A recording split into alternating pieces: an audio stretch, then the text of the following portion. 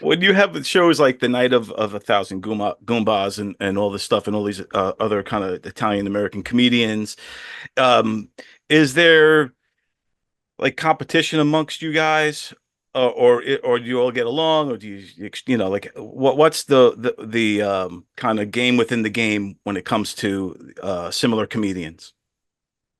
Sometimes um, it's a great camaraderie, really great. And we could help each other with extending somebody else's joke, changing a word. Sometimes backstage is more fun than going on stage. I've experienced a lot of good joy that way. And then every once in a while, there's one person that just doesn't fit in the puzzle, but they don't last long because the energy sucks. Right. If Yeah. you go on tour, you're with these guys for quite some time. Yeah. You know? For the most part, it's pretty cool. And we're all going to have similar ideas, but you don't have to be from an Italian background to have the similar idea. Life is a similar idea. Food, relationships, ailments, doctors, sneakers, jackets. Everybody has a topic, but you can get to a level where you have signature routines that nobody can touch. I copyright that. I own Live from My Mother's Basement. That's mine. I own Make America Italian Again. You actually can't say it. I mean, of course, everybody can. But if you put it on video and you put it out, I actually could come and get you.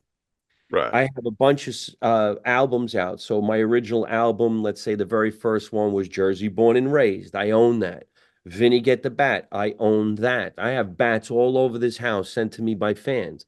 I don't do those jokes anymore, but so Make America Italian Again, Live from My Mother's Basement. There's a few other that I own. So I did see some comedians do something similar and they get letters. Right. Yeah.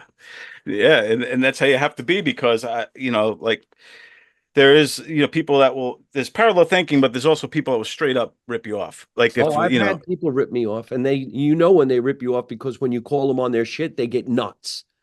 And I go, you wouldn't be this angry if I didn't bust you. I had a young comedian come out with a joke, word for word, a signature joke. And you know who signals you? 20 comedians. Hey, man, right, you've been robbed.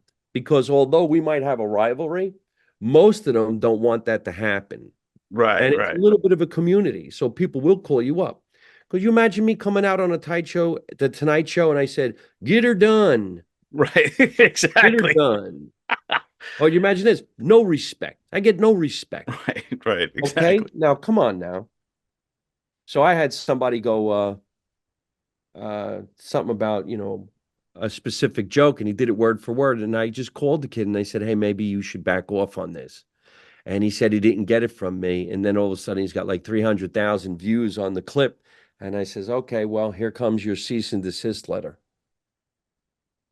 Nice. See, it's how you have to do it, man.